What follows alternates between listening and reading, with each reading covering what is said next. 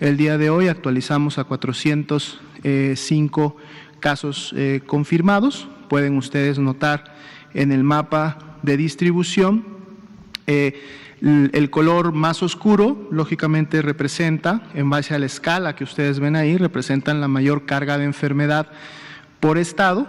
En este caso se destacan rápidamente Nuevo León, Jalisco, el Estado de México, la Ciudad de México y los estados algunos estados de la península. Tlaxcala lo pueden ver en color blanco. Esto significa que Tlaxcala no tiene ningún caso confirmado, ¿sí? Por eso está de ese color. Sí tiene casos sospechosos, de hecho tiene 18 sospechosos en donde podrían en las siguientes 24 horas salir un caso confirmado, pero digamos que es el único estado que en este momento no tiene casos confirmados. Así también hay 1.219 casos que están en calidad de sospechosos, que en su momento o en el siguiente corte podríamos tener más casos confirmados para México. La distribución de sexo no ha cambiado mucho, prácticamente las 2/3 partes las siguen concentrando el sexo masculino, así también como la distribución de cómo demandaron atención médica y en qué estado fueron recibidos.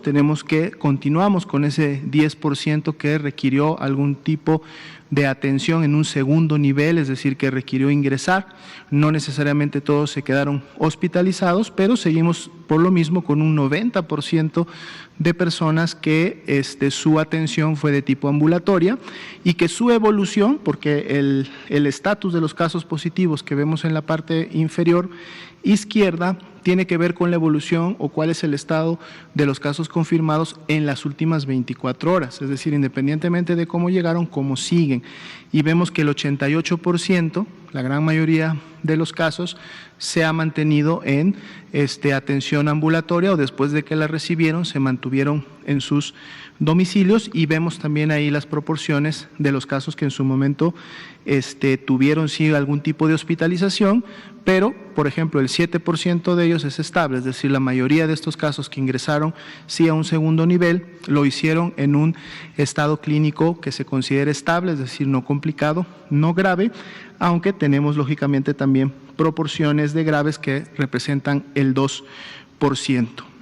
En esta diapositiva vamos a estar en su momento actualizando este dato, y ustedes pueden encontrar, por ejemplo, el porcentaje de comorbilidades que tenían las personas que lamentablemente fallecieron: 60% obesidad, 60% diabetes, un 40% de hipertensión, así también como 20% la insuficiencia renal crónica y la enfermedad pulmonar obstructiva crónica, que aparece ahí con el nombre de EPOC. Encuentran la distribución por estado donde ocurrió la defunción: 3 en Ciudad de México, 2 en Durango, una en Durango, y una en Jalisco. Igualmente la distribución por sexo. De hecho, la defunción que se suma en las últimas 24 horas es precisamente una persona del sexo femenino, y también ven la distribución por institución de atención, o en este caso de ocurrencia, es decir, dónde sucedió la defunción como tal. Entonces, una tabla también que en su momento pretende brindar la información, en este caso poblacional, de cómo están ocurriendo también estas lamentables defunciones. Y bueno, con esta nueva defunción, la letalidad en México sería del 1.2%, la cual se encuentra todavía muy por debajo de lo observado a nivel internacional e inclusive en otros países.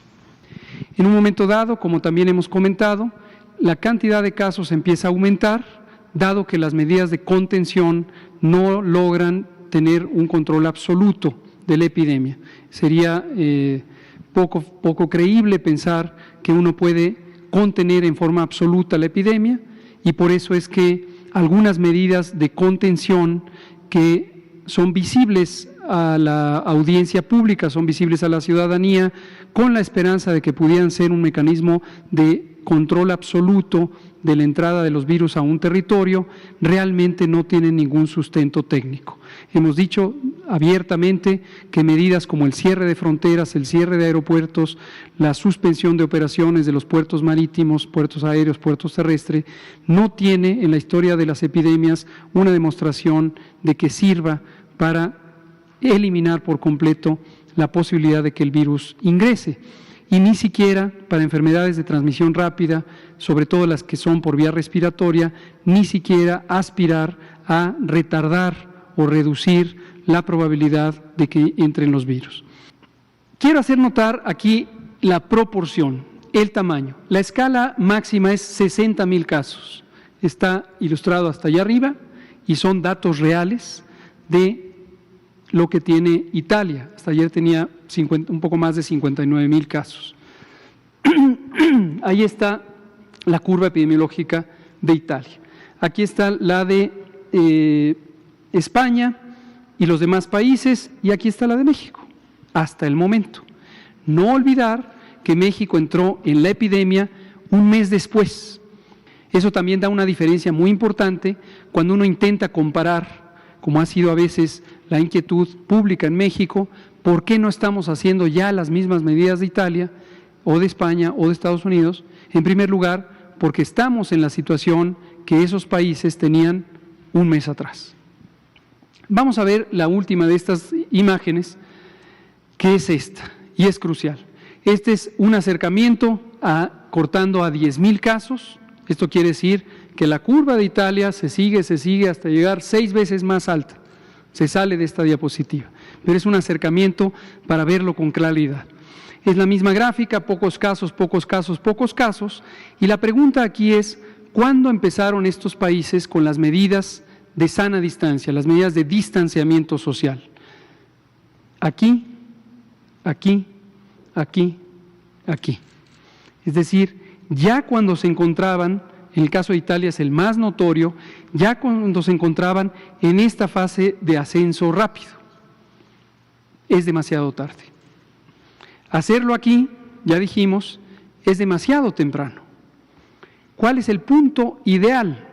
El punto ideal es el momento en que empieza el incremento de casos rápidos, pero el incremento rápido de casos, pero todavía no es demasiado rápido. Y esta es la fortuna que tiene México por estar preparado, que hemos podido identificar en cada momento esto, hasta llegar a este punto. Esto está limitado aquí al 23 de marzo, hoy estamos a 24, es donde se encuentra su sana distancia. Y ahora me dirijo a usted que nos está oyendo para decirle, quédese en casa todo el tiempo que sea posible. Desde luego sí tiene actividades críticas que realizar, como conseguir los alimentos, como asistir a un familiar en necesidad, debe acudir, pero la mayor parte del tiempo quédese en casa. Si es algo que usted puede planear y puede evitar reunirse con otras personas, particularmente congregarse en un número grande, quédese en casa.